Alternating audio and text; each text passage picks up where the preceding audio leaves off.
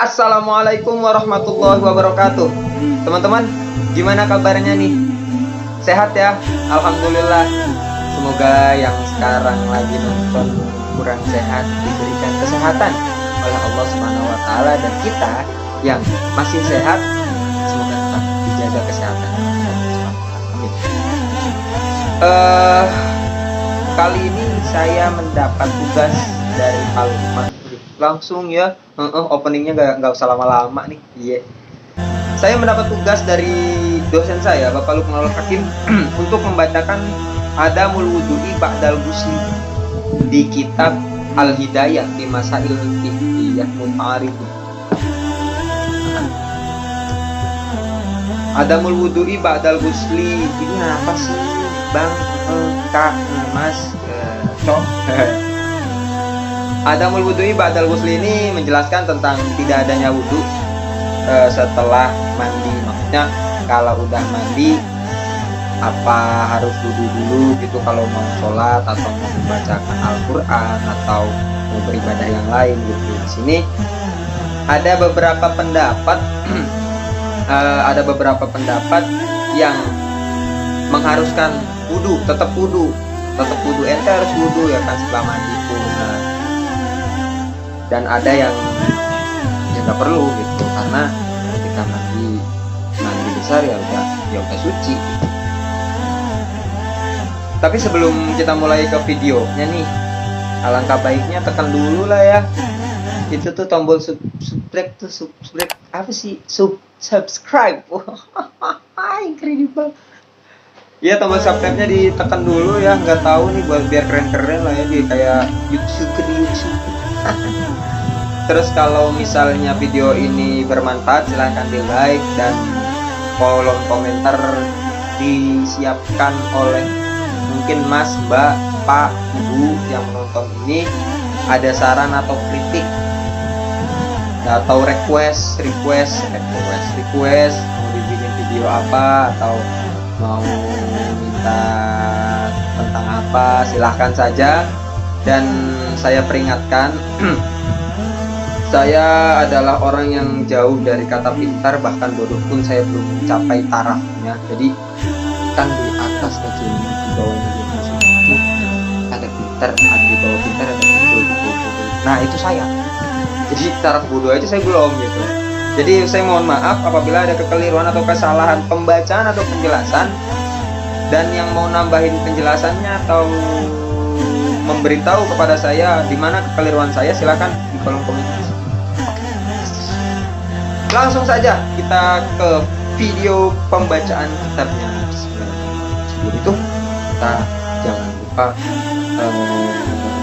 sekolah bersama membaca Fatihah sebagai kita baca ya.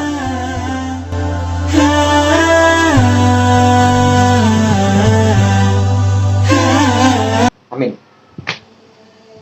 Kita ke video selanjutnya. Oke, baik. Sekarang saya sudah dengan kitab Al-Hidayah fi Masail Fiqhiyah Muta'aridun. Langsung saya bacakan tentang Adamul Wudu'i Ba'dal Ghusli. Tapi sebelumnya, Adamul Wudu'i Ba'dal Ghusli ini artinya kan tidak adanya wudu setelah mandi. Mandi di sini adalah mandi besar. Mandi yang untuk menghilangkan hadas besar. Di dalam Adamul Wudu'i Ba'dal Ghusli ini, itu tidak seluruhnya berpendapat bahwa setelah mandi besar itu tidak memerlukan wudhu untuk beribadah, atau tidak memerlukan, bahasanya kalau udah mandi ya udah suci berarti gitu. Tidak, tapi ada pendapat yang berbeda bahwa setelah mandi pun, setelah mandi besar, jika ingin sholat, jika ingin beribadah yang lain, itu diharuskan berwudu. Oke. Saya bacakan yang pertama. Man qala bi wujubil wudu'i ba'dal ghusli. Man utawi sapane wong iku kala ngendika sapa man bi wujubil wudu'i kelawan wajibe wudu ba'dal ghusli ing dalam sawise adus. Yang pertama, orang yang berpendapat terhadap wajibnya wudhu setelah mandi. Jadi di sini nih. Jadi ulama ini atau pendapat ini itu tetap mewajibkan wudu setelah mandi besar.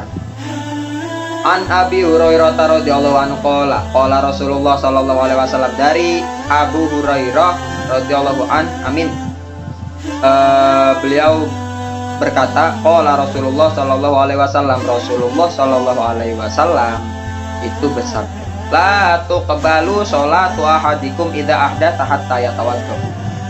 La tuqbalu ora diterima apa sholatu ahadikum, sholate salah si jine sira kabeh idza ahdatsa nalika berhadas sapa ahadukum hatta yatawaddo, sehingga berwudu sapa ahadukum.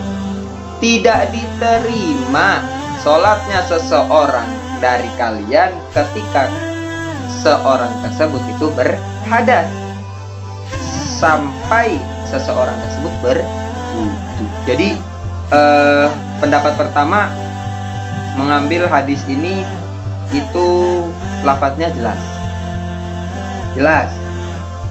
Sholat kita ketika kita berhadas, di sini kan belum ada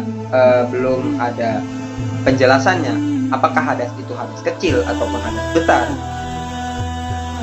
Itu tetap tidak akan diterima sholatnya sampai kita berwudu. Tapi nggak tahu ya, kalau dicari asbabul wurudnya mungkin ketemu. Tapi untuk pendapat pertama ya seperti itu. Oke, lanjut ke pendapat kedua. Pendapat kedua ini itu langsung dari qala Rasulullah sallallahu alaihi wasallam, innamal a'malu binniyat. Pendapat yang kedua yang mengatakan tetap wajib wudu setelah mandi itu dari hadis Rasulullah, innamal a'malu binniyat, Rahul Bukhari, diriwayatkan oleh Imam Bukhari. Innamal a'malu binniyat, ya kita tahulah apa ya kan, ya segala sesuatunya itu ya kembali ke niat, tergantung niatnya apa. Walaisal wudu'u huslan walal ghuslu wudu'an. Tidak adanya wudu itu mandi, dan tidak adanya mandi itu wudu. Nah, kalau pendapat kedua ini ngambil dari innamal a'malu binniyat. Kalau niatnya mandi, kita mandi, berkerjakan kita mandi hadas besar, ya berarti niatnya itu mandi menghilangkan hadas besar. Itu. Kalau wudu ditambah tadi dari hadis yang dari Abu Hurairah, ya jelas wudu ini memperbolehkan atau membuat sholat kita diterima. Begitu. Makanya di pendapat kedua ini mengatakan walaisal wudu'u huslan walal ghuslu wudu'an. Tidak adanya niat wudu itu mandi, dan tidak adanya niat mandi itu wudu. Jadi tetap menurut pendapat ulama, menurut pendapatnya ulama yang mewajibkan wudu setelah mandi ini, yang pertama hadis yang jelas, la tuqbalu sholatu ahadikum idza ahdatsa hatta yatawaddo. Yang kedua itu innamal a'malu binniyat. Tidak adanya niat wudu itu di dalam mandi, dan tidak adanya niat mandi di dalam wudu. Begitu. Jadi betul. Ya. Oke. Yang itu adalah pendapat tentang kewajiban wudu setelah mandi. Lanjut ke pendapat yang tidak mewajibkan wudu setelah mandi. Bismillahirrahmanirrahim. Pendapat yang kedua yang mengatakan bahwa tidak adanya kewajiban wudu setelah mandi wajib. Di sini ada 5 pendapat. Bismillahirrahmanirrahim. An Aisyah ta'ana Nabiya sallallahu alaihi wasallam kana la yatawaddau ba'dal ghusli. Rawahu Tirmidzi. Pendapat yang pertama dari Aisyah radhiyallahu an. Anna Nabiya sallallahu alaihi wasallam, sesungguhnya Kanjeng Nabi itu kana la yatawaddau ba'dal ghusli, adanya diri Nabi, karena adanya diri Nabi itulah yatawaddau, tidak berwudu, ba'dal ghusli, setelah mandi besar. Jadi di sini tuh Nabi nggak habis mandi nggak berwudu, mungkin pengen sholat atau mana, tapi yang tahu asbabul wudhunya tolong di bawah ya. Lanjut ke nomor 2.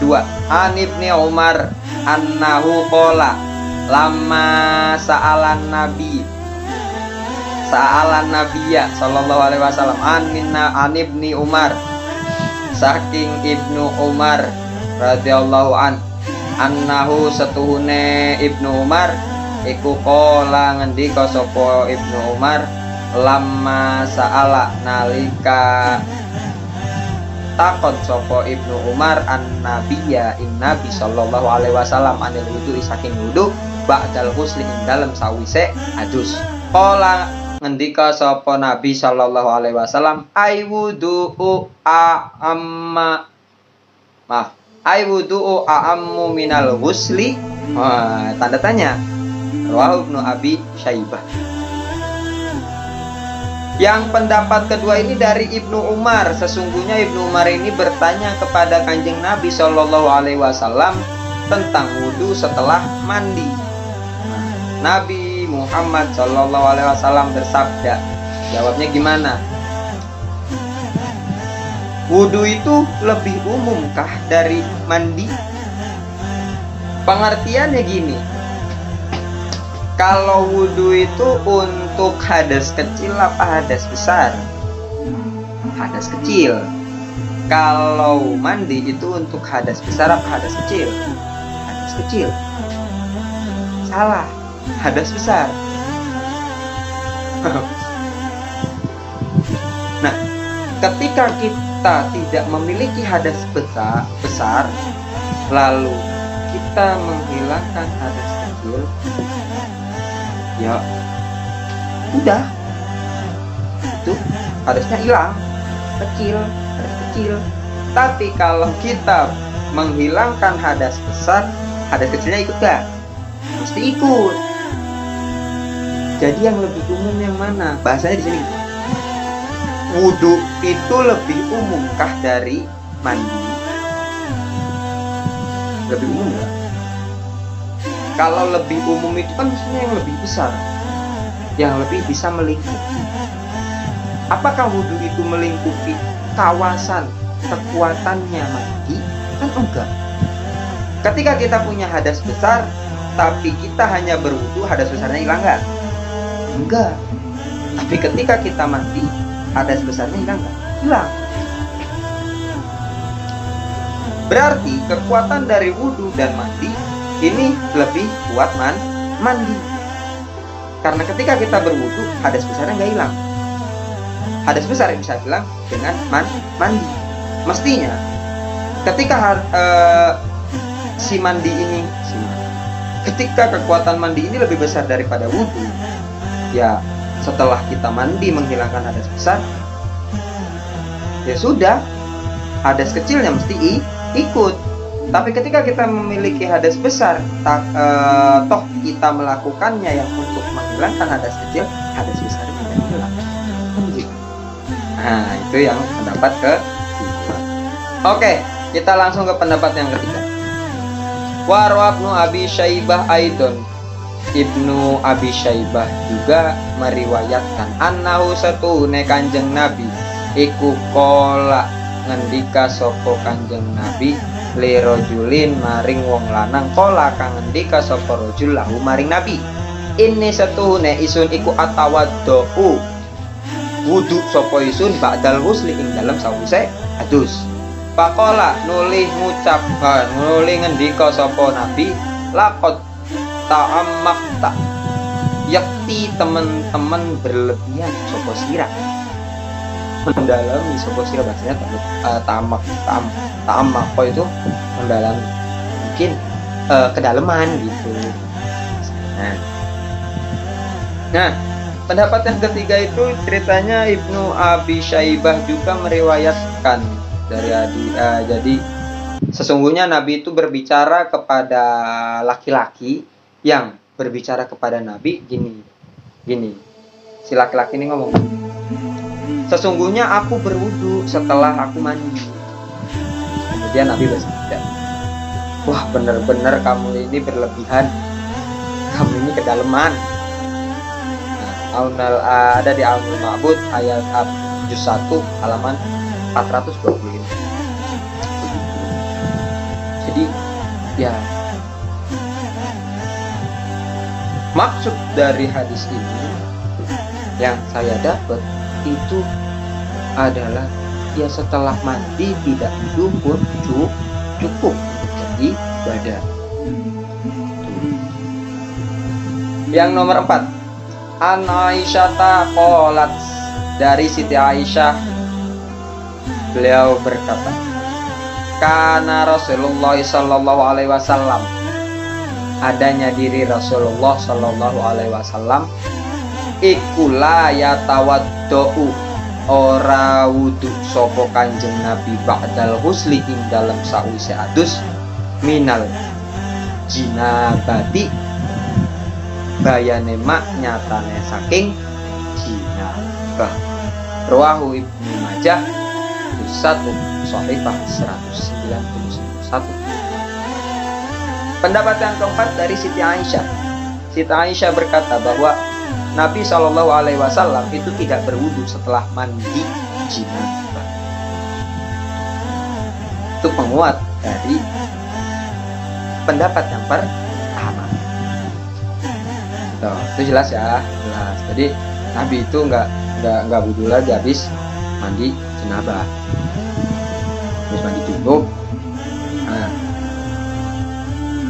fi isnadihi Ismail bin Musa as-Sidi wa huwa dhaif. Fi isnadihi ku tetep ing dalem sanade hadis iki Ismail bin Musa utawi Imam Ismail bin Musa as-Sidi gang bangsa Sid. Wa huwa lan utawi hadis iku dhaif. Hadis ini dhaif.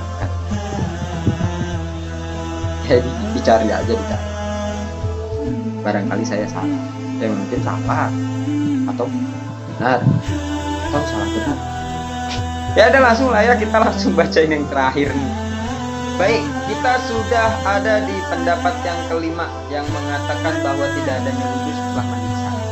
Ini pendapat terakhir ini datang dari Imam Syafi'i yang beliau berkata, walau bada'a fantasala walam yatawaddu fa'akmala al-ghuslu ajza'i min wudu'i lis-sholat wa taharatu bil ghusli aktaru minha bil wudu'i aw mithliha.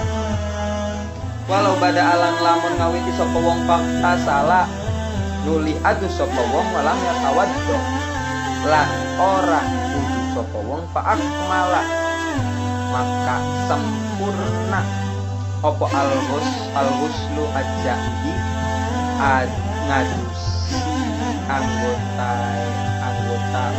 dan wong min wudu'i saking wudu'e wong lis sholati kaduwe sholat wa taharatu lan utawi sesuci bil ghusli kelawan adus iku aktaru luwi akeh minha bayanema nyatane saking toharo bil wudu'i kelawan wudu au minha atau seadanya. Jadi menurut Imam Syafi'i gini, jika seseorang itu mengawali mandinya dan ia tidak berwudu, maka memandikan anggota badannya itu sudah sempurna memandikan anggota badannya dan wudhunya untuk sholat. Jadi ya udah, ketika seseorang itu mandi lalu pengen sholat, ya wudunya udah sempurna, udah terbasuhkan oleh mandinya orang tersebut. Wa toharotu bil ghusli, dan adapun bersuci dengan itu aktar minha bil wudhu au lebih luas, lebih banyak, ini ada lebih banyak, lebih luas minha sebagian ya dari toharoh bersuci lebih luas cakupannya tentang bil wudhu dengan wudhu atau kesamanya. Jadi gini, wa toharotu bil ghusli aktaru minha bil wudhu au mithlu. Jadi yang namanya bersuci dengan mandi itu lebih luas cakupan, lebih luas cakupan. Karena yang namanya muka, tangan, kepala, mata, kaki. Kalau mandi itu dari ujung rambut sampai ujung kaki.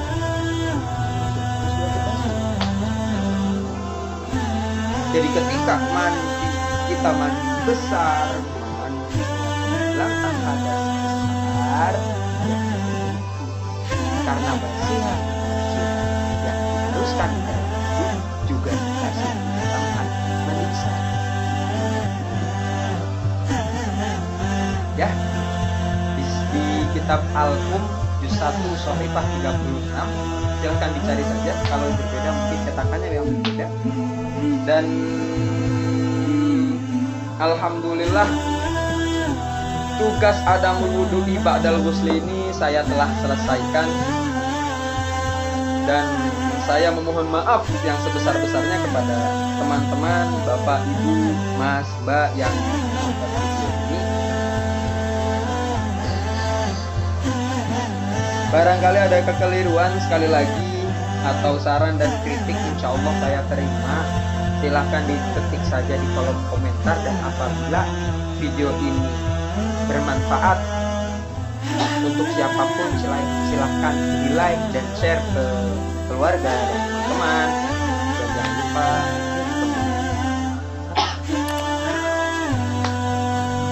baik, saya cukupkan segini aja kali ya teman-teman ya. Iya, soalnya saya bingung juga sih mau ngapain lagi, buat kita sudah selesai kan, kita ya, sekian dari saya Abi Bashar Amrullah di channel Si Acang, pamit. Wallahul muwaffiq ila aqwamit thoriq. Tabiqul khairat. Assalamualaikum warahmatullahi wabarakatuh.